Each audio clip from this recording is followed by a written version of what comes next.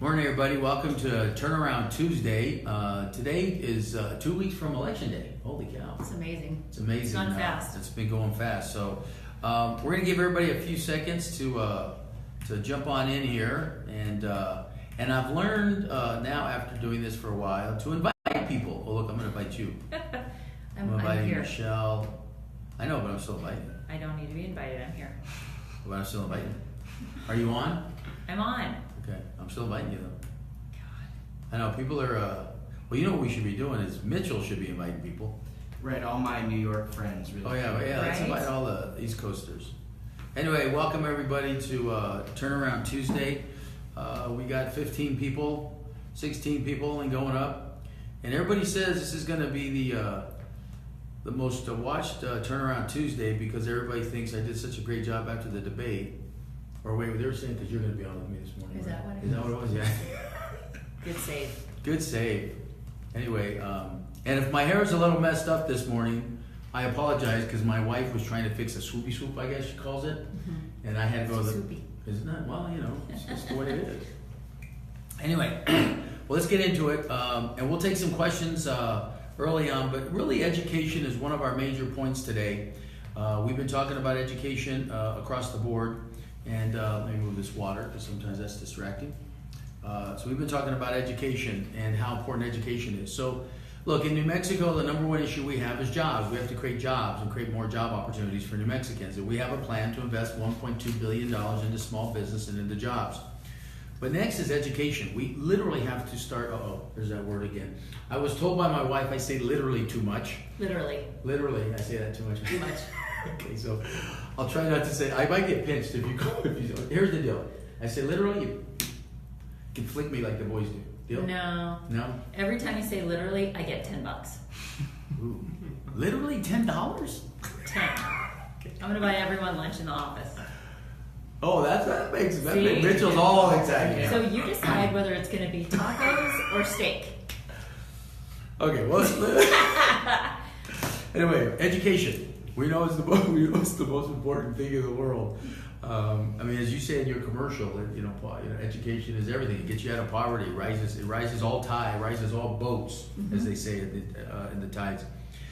But the first thing we have to do is pay our teachers more money, and that's part of our education plan. So if you haven't seen our education plan, go to apo18.com and take a look at our education plan.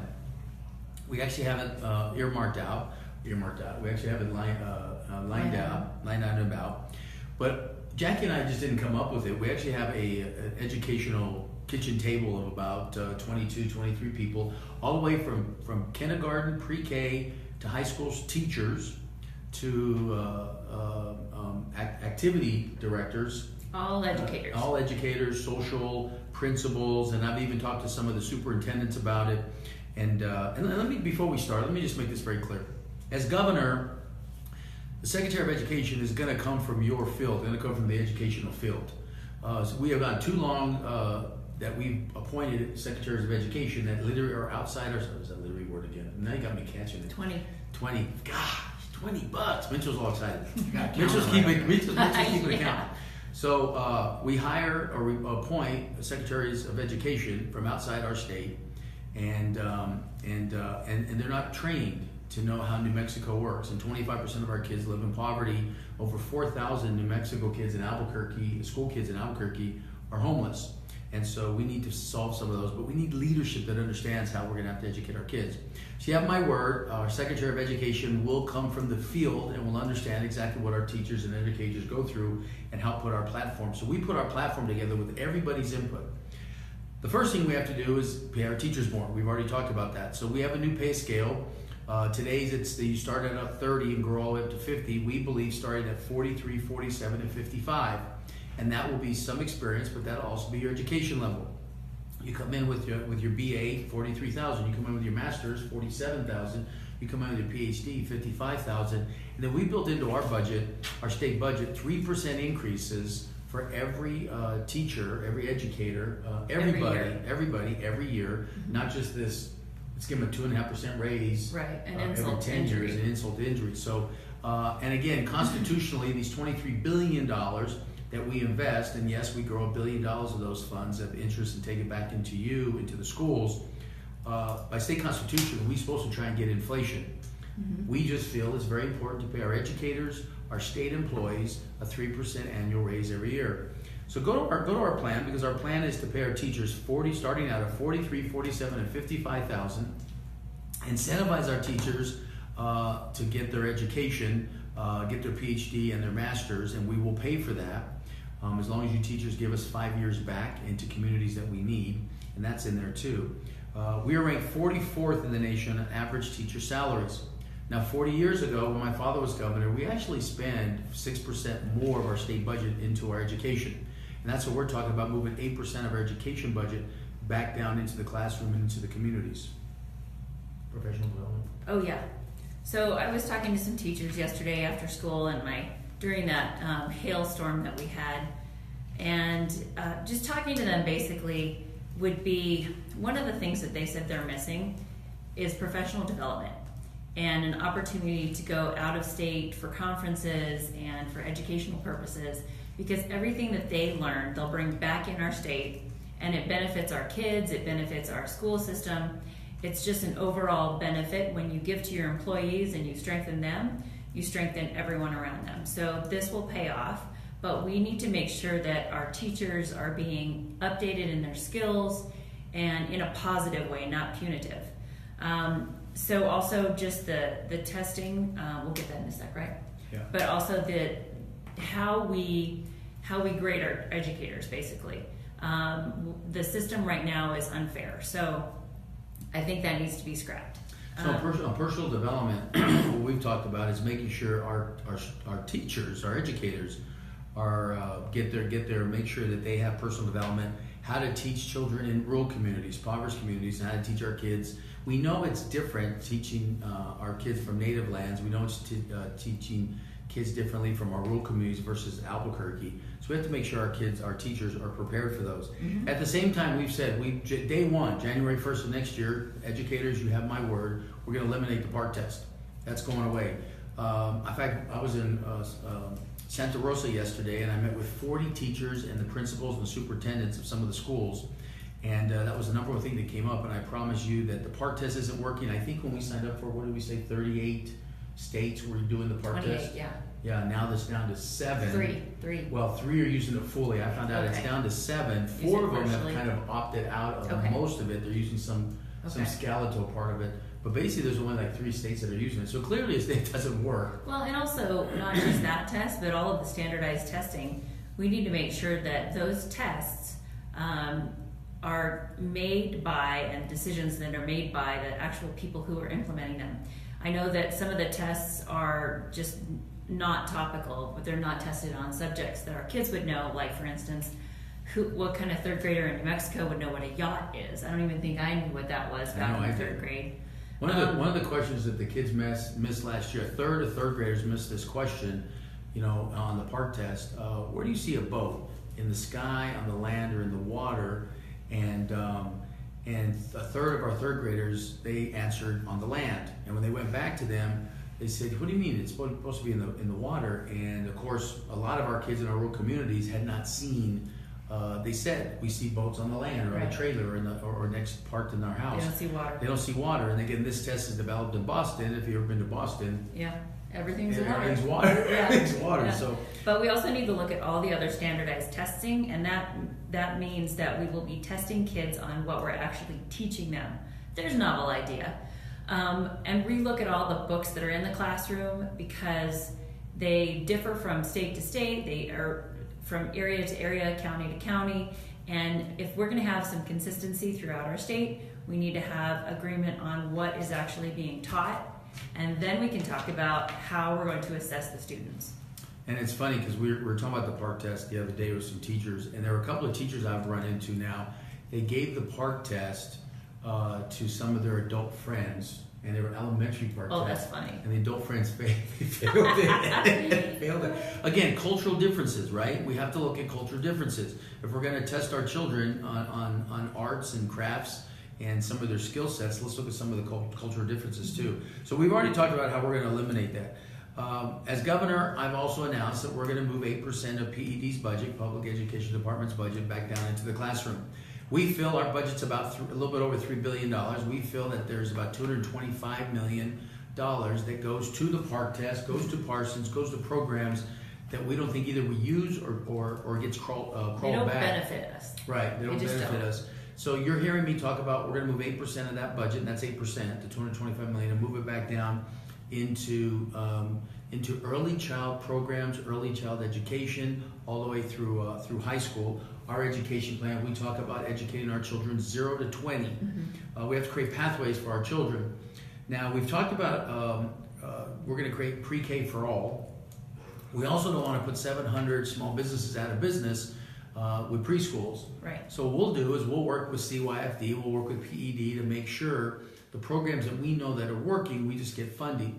And some of the private preschools, how do we work with them on making sure some of our kids that need it go to their schools on type of a voucher or scholarship program? And pre-K wouldn't be compulsory. Right. If you want to have your toddler or your pre-K kid at home, I mean, I am all for that because a mom knows best usually what their child is capable of. And if your child is not being challenged enough, I think that we need to make those things available in more of a Montessori fashion at the pre-K level. And we talk about project learning opportunities and things like that for our kids, kind of things what our kids went through. Yeah. Our kids went through a preschool that was a dual language preschool that was also an IB, an International Baccalaureate preschool, which is more project learning, big muscle kind of learning. You probably know better than me about that stuff. But those are things that we're talking about, and early family intervention. So by moving $225 million, we're going to move about $165 million of that money into, we believe, early child education, early family intervention, early programs. An example is, and again, the state doesn't want to create a lot of these programs. An example is programs like PB&J. They're great programs. They actually work with pregnant mothers before birth, and then they work with parents or moms and parents within the homes, actually at birth, and follow them all through middle school and high schools. And what's the problem with that program? I think they told me they reach 7,000 kids when we need to reach 70,000 kids.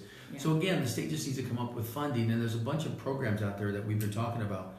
But when you look at early child education and early child family intervention, because we know some of our families, one of the biggest issues we have are job opportunities, seeing opportunities for our kids, and then truancy. And when you look at truancy, it's usually about affordable housing or jobs.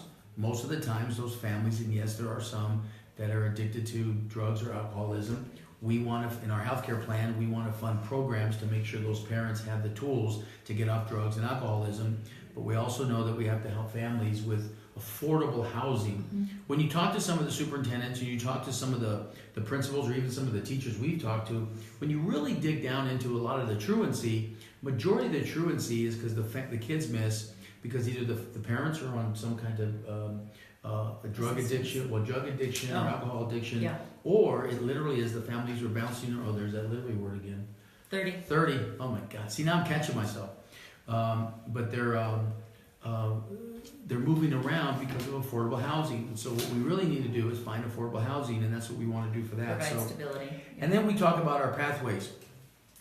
Yesterday, again, I was in Santa Rosa yesterday, but I've talked to every city we go to, we visit with teachers and principals and superintendents, activity directors, and we have cut programs, our state has cut programs within trade skills. Our state has cut programs in film and television, art. You've heard me talk about this story where this summer, I was sitting there talking to Asher and Gage at breakfast, and I asked Asher, hey, when are you going to bring more artwork home? Asher's actually a pretty good artist. And Jackie frames them on our kitchen wall, and I hadn't seen some new paintings in a while. And I said, and Asher goes, oh, Dad, next year. And I said, no, Asher, you have art every Wednesday. And of course, Jackie, I think you were making breakfast that morning. And Jackie goes, clearly you never listen to me. I do. And I do all the time. Yes, I do. And I try to. Anyway, that's a whole different story, by the way. Yes. By the way, our anniversary, oh my God, our anniversary is this weekend. Saturday. Is it Saturday? Yeah. Holy cow. It's Saturday. Is it 18 years? 16 years? No. 16. 16, right? 16. 16 years Saturday, holy cow. I promise not to forget, and I'll bring the white rose. Anyway, what was I? So Jackie said, clearly you never listened to me. Squirrel. So clearly, Jackie, Jackie lost my loss at I'll take it from here. No, but Don't clearly worry. Jackie says you never listened to me, and I didn't realize that the kids had art. Our kids are in 3rd grade. The boys had art every other year. Right. They have science every other year. And what Jackie No, they have music every or other year. music every other year. Science was removed. Removed, yeah. And so what Jackie was talking about, well, I didn't realize that Jackie and some of the moms at the boys' schools, they were actually taking them to art programs after school, and that's where some of the art programs are coming from. So those are programs we want to bring back and make sure we create pathways for our kids. Today in trade skills, in the last 2 years, we have subcontracted out over 40,000 jobs in the trade skills to guess who? Colorado, Texas, Arizona, instead of training New Mexico kids. So it goes back to we've lost 146,000 jobs. Job creation and education, it's all tied together. When you talk to the private sector, you talk to business leaders, it all comes back down to education. When you talk to education, it all comes back down to early education and early start programs. This Governor Martinez, is going high five because she just committed $10 million to pre-K. I'm not saying that's bad, but we know we need about $60 million. Yeah, that's a setup for failure right there. Right. It's not even a drop in the bucket. Right now we spend, I think, I'm going off memory, the budget's about $90 million for pre-K in our state, and 61% of our kids don't have it. So we know we need to spend about $160 million. So we fill out of the $225 million, about $70 million will go into early child education and pre-K. Some of the other monies will go into early family intervention. And again, between CYFD and PED, there are programs that already exist, and then there are nonprofits like PB&J, St. Joseph's, and some of the other programs that are out there that are already doing this. We just have to make sure they get funding and create those programs and then create pathways for our kids. Today, we have 36% of our high school kids drop out. Some communities as high as 46 and 50% dropout rates. So we have to look at the communities that are working. If you look at actually Santa Rosa that I was at yesterday, if you look at Farmington, if you look at Artesia, if you look at Carlsbad, they have a higher, they have 80 to 90% high school graduation rate. Why? Because they put more resources into those areas, and they put more resources into early child education and create platforms for people like that. And along with that would be Wi-Fi throughout the state. That would go on. It helps students and teachers in imaginable measures. We look up math problems because my kids are learning a different way to do math than I did, so we had to look a few things up. And luckily we have good standard Wi-Fi. But even for kids who are in remote areas who need to telecommute for school, or teachers who can telecommute, we can actually have teachers telecommute from other areas of the state or even different states and help promote things that our kids don't know yet and teach our teachers stuff. So we can communicate with other states, and when we get this rolling, we can actually have more of a communicative process between teachers and students, and then that obviously helps telecommuting careers. But one of the things that I was talking to some teachers about is that right now the curriculum, we are not teaching kids the skills they need for the jobs of tomorrow or today. Today, 50% of the jobs today for 35 and under are called telecommuting jobs, as Jackie was talking, solo work jobs, coding programs, programming jobs. And in fact, today there are 3 million opening jobs in our country within coding programs and coding. And then Jackie and I have talked about it. My younger sister Judy, she lives in she lives in California, and our kids are 10, so they're A little older, Danielle, 12 and 13. So they're 12 and 13. But they've been doing coding programs in their elementary schools since like they were kindergarten, first grade. California has implemented that. Our kids don't have any coding program schools at all. In fact, some schools are doing it. Jackie and a friend of ours, Jackie and Anthony, started a coding program based on Anthony's skill set for our kids. And now on Tuesdays and Thursdays, it's coding and robotics. Well, he's taking over the computer position at the school? yeah, Oh, you didn't tell me starting that. next year. Okay. Surprise. See, she don't always communicate. I'm busy. And so, but I think that every child in New Mexico needs that opportunity, at least to be put in front of them and at least to be offered to them. Not every kid's going to be a computer engineer or coder, but when you're presented with those opportunities, you'd be amazed at what kids can do and what they're good at. We just have to find what drives a certain child. And there are different schools that offer different environments for kids, and not every child belongs in every school. So it's very individual. And keep in mind, so some of the things we were talking about is we have to start coding programs for our state. Some of the legislators, most of the legislators agree with it, and actually they got a little creative the last couple of years. Our state constitution says that we have to fund language programs. In fact, since we don't fund dual language programs, which we believe in, one of our education platforms is to fund dual language programs at every level in our schools, both for our Spanish-speaking students, but also for our English-speaking students and our Native American students. But the legislators got very creative this way. They actually tried to change the law, to create a law that coding was considered a language, because it is. It's a language for computers. And I thought that was very creative, and it actually got killed in committee. And the governor had said she would veto it anyway. Yeah. But they were trying to get away because they felt like if they can get it in as law as created as a language, then by state constitution you'd have to fund these programs. So by the way, we're breaking our own state constitution by not funding dual language programs. We're one of the few states, if not the only state, I think it is, that has that. So we can't wait for that. I mean, Right. we're our nonprofit that we're doing is called Open Source Kids, and we're now partnering with 6 schools. We cannot wait for this, and we have to move quickly, and we have to push our legislators and push the lawmakers into what we need, because this comes from the bottom up, which is those are the teachers who are teaching our kids, who want to update the curriculum, and legislatures are not in the classroom. So this communication has to get better, and until then we have to move forward on doing it for ourselves. So let's summarize real quick, because I know there's some things we want to talk about. We've been talking now for about 20 minutes, and we want to get to some questions. Look, education, what you want to take away from here, teachers and educators, you're all going to get a $10,000 to $12,000 raise. And you might have heard me say something the other day about percentage, and I actually made a mistake there. But it's actually $10,000 to $12,000 raises immediately. We're also going to create programs where we help you get more professional development. Also, if you want to get your master's, your PhD, we'll create a program for that. Ask you to give us 5 years back, and we might ask you to go to communities that we need you. We also have to recruit teachers both internationally and locally in our country. 60% of our teachers are going to be eligible for retirement in the next 4 years. My concern is if we don't pay our teachers more, then we're going to have some big issues. We're going to get rid of the PARCC test immediately, and we're going to work with our teachers, our principals, and our superintendents to come up with evaluation. We believe that the 2 most important people next to us two in Asher Engage's life are those educators, that principal, that superintendent. So we're going to depower, we're going to take some power away from PED, and we're going to move the power and the authority back into the community and the funding back in the community. So our teachers, our principals, our superintendents have that authority. Top down's not working. We believe in bottom up. We believe that the community, and yes, business leaders, I'm going to ask business leaders, community leaders, and our schools and education. PED and CYFD need to work together, and our police officers need to work together. Our communities need to work together and get our kids out of give these kids a hand up, not a handout. We know that we have to get our classroom sizes smaller. We're going to do that, and then we got to create these pathways and these programs that we've been talking about. So go to our website, apple18.com.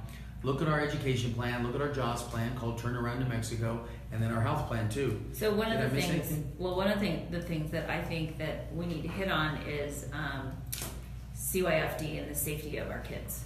So I have a very hard time watching the news in the evenings, and I make sure that my kids are not in the room and not able to hear the news, because they would probably be better off watching a rated R movie than they would our local news.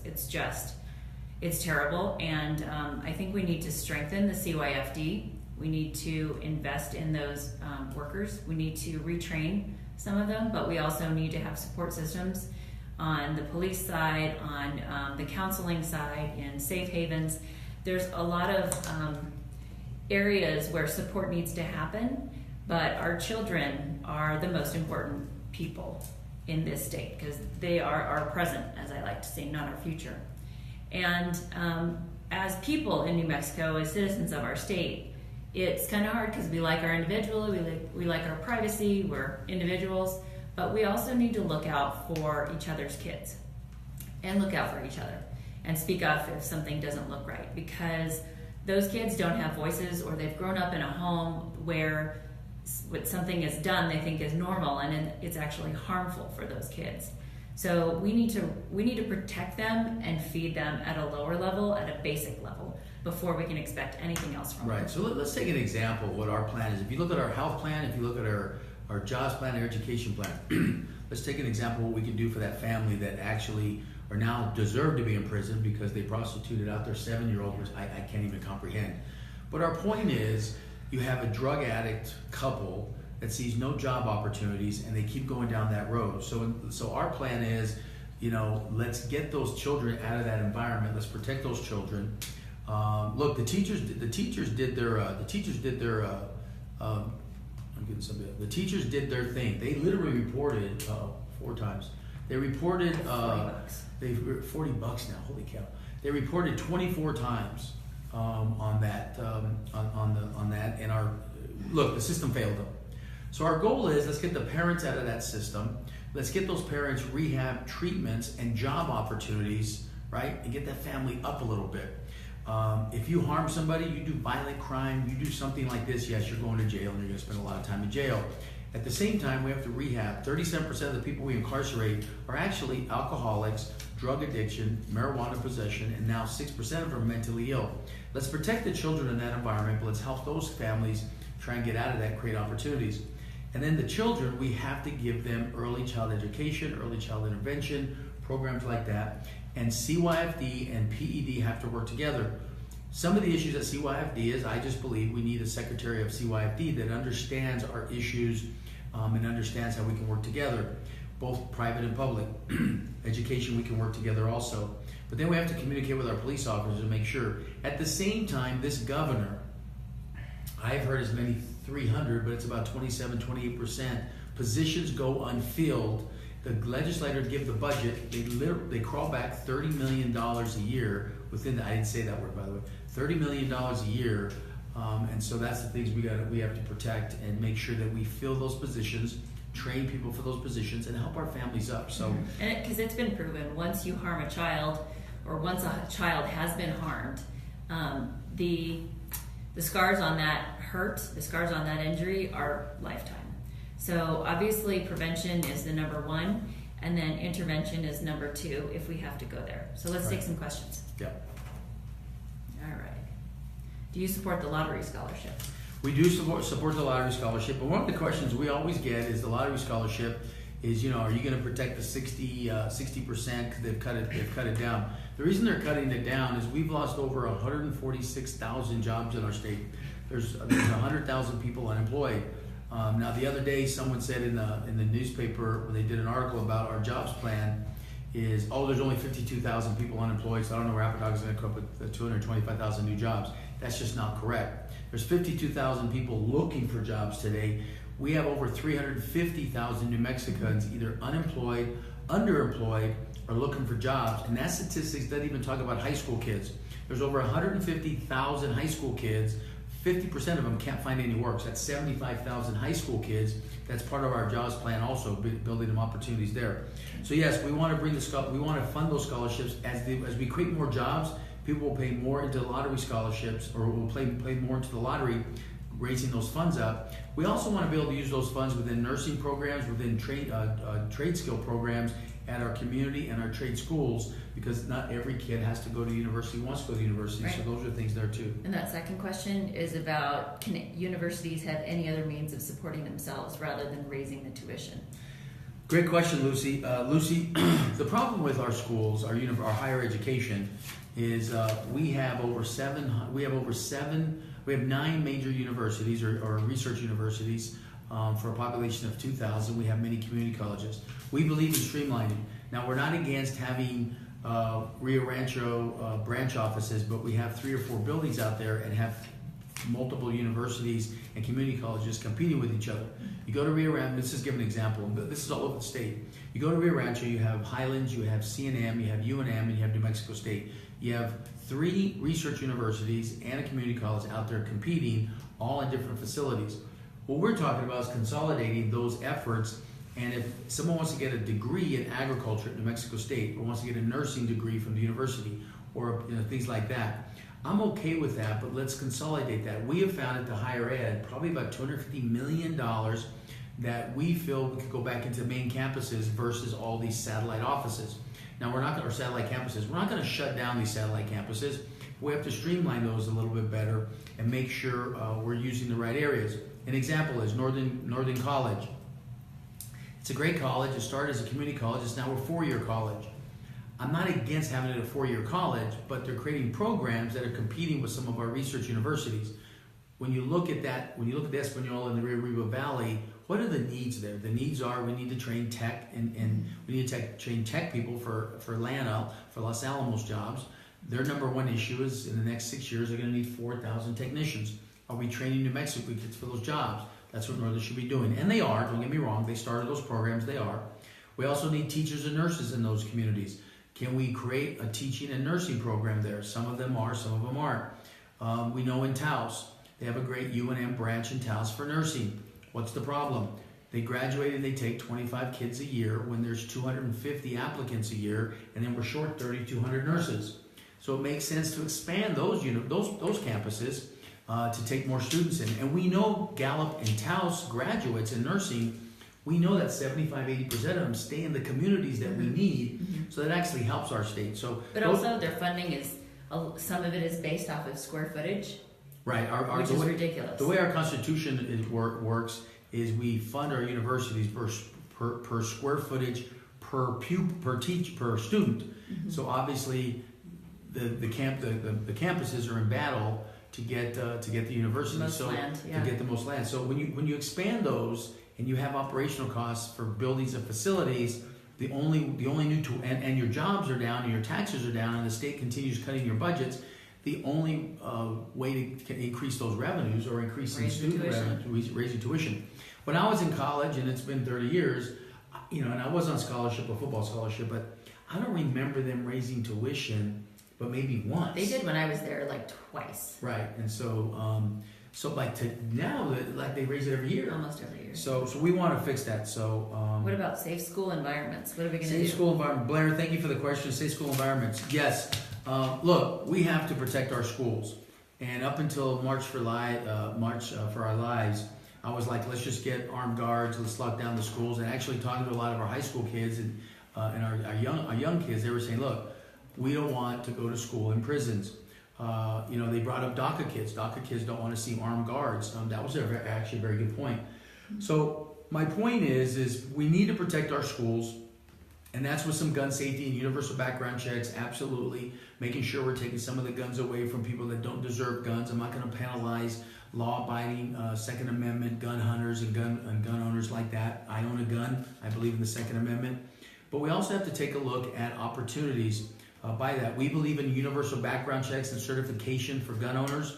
Most of the people that own guns that I know are not against that. At the same time, we then have to secure our schools. They are soft targets, and I'm sorry, but the other day, that shooting in Santa Fe, Texas, here's another shooting. It wasn't an AR-15. It was actually a shotgun and a 9mm and a very. As soon as I saw Santa Fe, we all panicked. We all panicked. I graduated from Santa Fe High. When I saw Santa Fe High, obviously I think everybody. And it's in still Mexico, not any better that it's from Texas, right. But it just felt like it was right up the road. So we're also talking about bringing back restorative justice programs or bringing back funding programs. Again, we've cut so many programs out of our schools. 10 years ago, APS had one social worker or activity director per school. Today, it's 1 per 10 schools. So we've cut opportunities. We have a lot of frustrated kids, and so we have to look at what's frustrating and what's doing that. Now, at the same time, we've talked about, Blair, we've talked about how we'll work with our principals and our superintendents to secure our schools. And if those community want armed guards, we don't believe in arming our teachers. But if they want armed guards, there are retired police officers, retired veterans that we can get back to protecting our schools. But I do think there has to be some type of lockdown protection within our schools. So if this ever happens again, we can engage that right off the bat. But more importantly, we have to look at social restorative justice programs to help our kids so they see opportunities, see youth opportunities. Now, we've also mentioned that we're going to have, we're mentioned that we're going to create these commissions to bring back the status of Commission of Women. We're going to bring back the collaboration, Navajo tribal leadership. We've also announced that we're going to bring back, or we're going to start, the Commission of Adolescent Youth. So the young people in New Mexico have actually a seat at the table with the governor and us on a quarterly basis. We can hear directly from our kids, our high school kids and our college kids, and have opportunities with that. So those are the things there. So I know that was a long question, but Yeah, shorten it up. hey man, I'm just a detailed guy. I don't know. What about classified workers in the schools? And I'm assuming classified worker meaning janitorial staff. Yeah, and when I say Support educators, staff. when I say educators, Leonard, that's a good question. We're talking about everybody. We're talking about everybody in the schools, and even TAs that are starting at 16. In our plan, it's 21,000. We can't live off that. But everybody's going to get a 3% raise. Whether you're, and I'm going to push our mayors and our cities to give our city workers 3% raises. Let me make this very clear. In private sector, we build in 3% raises on our overall operational budget every year. We know that helps the economy. We know that helps our employees. Our state constitution, those $23 billion we talk about, our state constitution, we have to try and get inflation. Our proposal is we need to give everybody inflation living raises. When you look at our teachers today, when you look at classified educators, when you look at our state and city employees, they're actually making less money today than they were. Why? We've raised your healthcare costs. Mm-hmm. We've cut your benefit costs, or your retirement packages. We've raised those, but then cut the benefits down. Cost of living, and then we don't give you raises. So actually, you're actually making less money today than you did 15 years ago. So we just believe in that, and yes, it's going to cost us about $200 million to the state. But keep in mind, about $225 million. I'm going off memory on my business plan. But keep in mind, every dollar we give you as a raise, 83 to 87 cents goes back to into our economy. Goes back into our economy, into tax revenue, things like that. Every dollar you spend into our community creates 3 to 6 new dollars being spent or creates new jobs. So it's actually an economic driver for us. So we have to look at things differently. That's what we talk about. Our political leaders, my opponents, sit there and look at legislative budgets, and they look at, oh, here's the money that came in, here's the services we need, now we have to cut services. No one ever talks about growing those funds. And if they do, oh, let's just tax it. Right? Oh, the craft beer business is exploding, created 6,000 jobs. Let's create a 25% tax on your beer. We just don't believe that. In reality, what we should be doing is giving low-debt finance loans at 2.5% to have the craft beer industry actually grow their industry, grow 6,000 more jobs, and sell more beer outside our state. So what about this one? How much of a priority is PE, art, and recess in your education plan? I think it's as important as math. I think it's as important as science. I think it's all. Which science got cut, by the way, so that's not a good analogy. It's a 360, and we have young boys, and we know that recess, PE, those programs help our kids stay engaged. It's the whole child. It's the whole child. I'm saddened that we don't have a stronger presence in science, and I want to help feed that science back into every single school, hands-on science. We spend the whole summer doing science projects, and even though it's goofy, messy, and I have a lot to clean up afterwards, they learn something.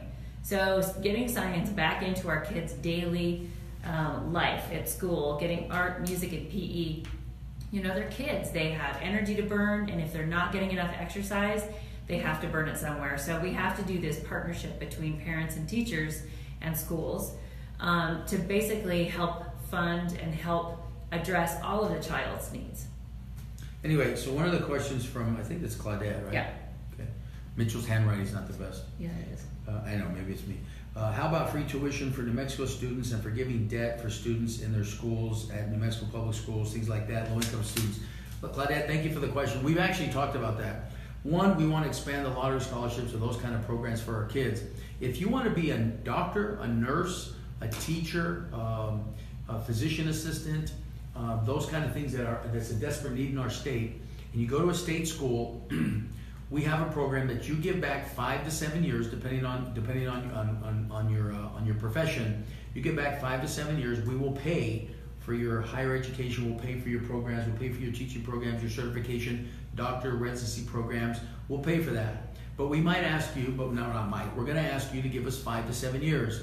So if the teachers are needed in Chama, in Dulce, in Espanola, in Artesia, in Silver City or Deming, those are the areas we may ask you to go to. But again, we're going to go to, as we start the program, and let's just say you're going to UNM and you want to be a teacher, we'll pay for your whole education, but you're going to need to give us 5 to 7 years back, and these are the communities we're going to need you to go to, so you'll have that. So more broadly, maybe it's a public service refund, basically. Right. So if we can flesh this out a little bit more, but if we feel that there's a need in a certain area, say, I don't know, structural engineers or something for the city, I think we need to look at basically funding the needs and giving back to our residents of New Mexico. Right, and then keep in mind too that what Jackie had talked about earlier, our professional development, we know we have to work with our universities. I sit on an advisory board at UNM on the Education Advisory Board, and we've talked many times about how the university needs to train our students going through becoming teachers, how different it is to educate our kids on our Navajo lands, on our rural communities, in our impoverished communities versus other areas too. So we're at the 40-minute mark, so let's take one more. Let's take one more question and we'll wrap it up. By the way, I'm kind of looking at my hair on my monitor. My hair is looking pretty good. You were giving me a hard time about my swoopy swoop. Jackie literally messed up my hair. Ooh, that's 4 times. That was twice more. I just heard that. We need to rewind. Can somebody in the back room start looking through the footage? Holy cow, man! I'm at what, $50 or $40? I would cut it now while you're. I'm at $50. You're at 60. No, $50. 60. We're gonna have to play it back. I'm $50. Can I get a count? Anyone who's watching besides Mitchell? Anyway, that's just gonna come out of the boys' paintball. No, it's not. Paintball adventure. Okay, so I think here's a good point to wrap it up. And just to let you know, we have 14 days today exactly till June 5th, our primary. And we're in need of callers, we're in need of canvassers, and we're in need of money. I can't see that far on my glasses. But more importantly, vote. We need votes. Yes. Look, here's the deal. Yes. Sorry, my throat. Here's the deal. Early voting's already started. We have touched almost 40,000 New Mexicans. 50,000 now? We've touched 50,000 New Mexicans. We think we're going to need about 78,000 votes to win this election. We know the vote's going to be up a little bit. Early voting is up a little bit, so I think that's good. We know that this is going to be a tough race. We've closed the gap. It's almost virtually tied when you look at some of the polling now. We know 27% of you are undecided. We know that 27% is favoring us. So folks, the next 2 weeks is going to be crucial. And yes, we're going to be spending more money on television. We're going to be getting our message out there.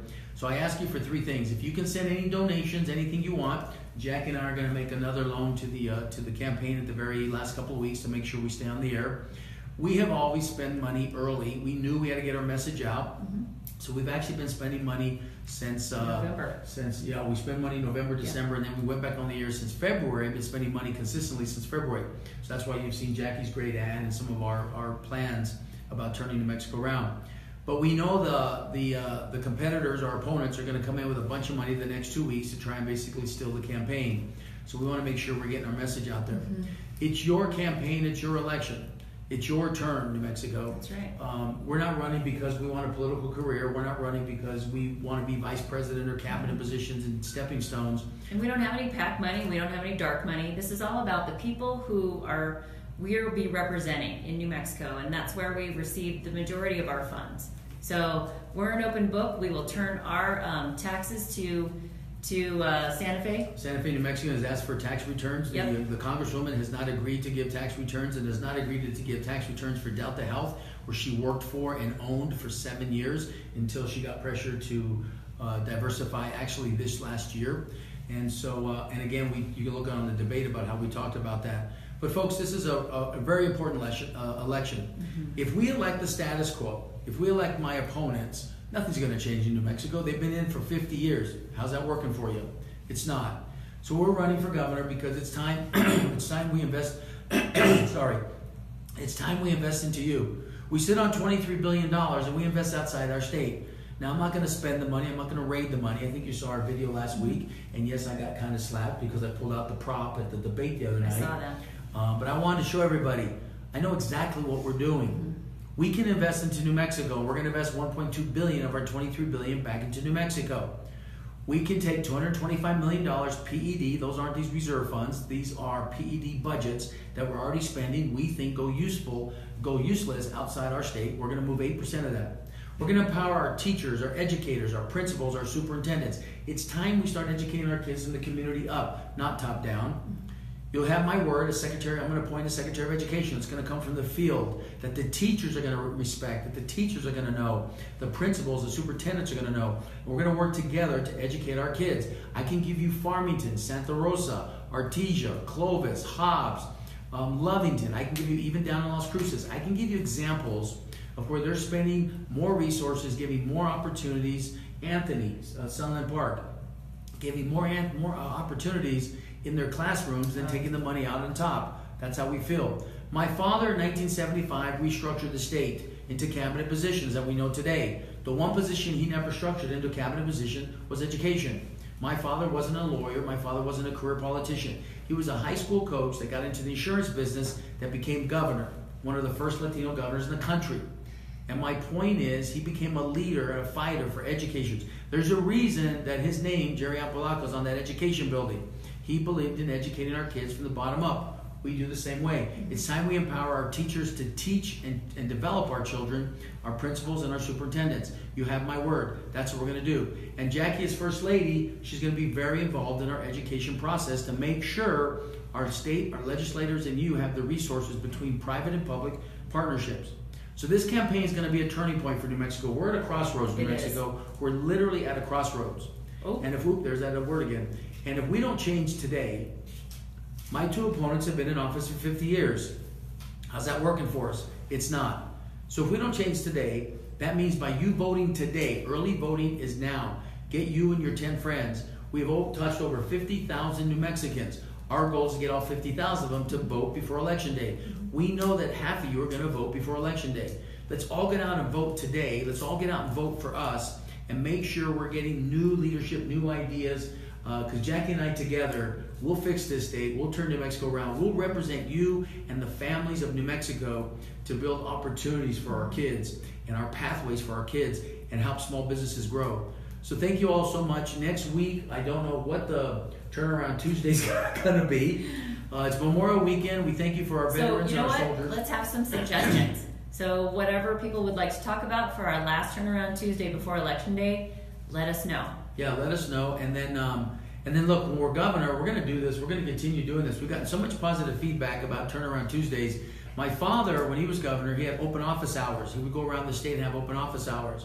I promise you, we can still do open office hours, but if not, we can do live town halls where I can take questions once a week from the whole state as your governor, as your first lady. We want to hear from you. But we need your vote. We need your support. We need your leadership now. If we don't show up to the polls, we don't vote, guess what? The economy's not going to get better. Your education's not going to get better. Nothing will change. Nothing will change. They want to tax our sodas. They want to tax our beers. They want to tax our small business. We just don't believe in that. We believe in investing and growing our economy, moving resources down to our teachers, our educators. We got to go from the community up. So we ask for your vote today. We ask you to get your families and friends to vote today. Send us any donations at apple18.com you'd like. We need to raise another $50,000 in the next 2 weeks. I ask you for your help on that. Anyway, God bless you guys. Have a great Memorial Weekend. Yeah. We'll see you next We'll talk to you Tuesday. guys later. Yeah.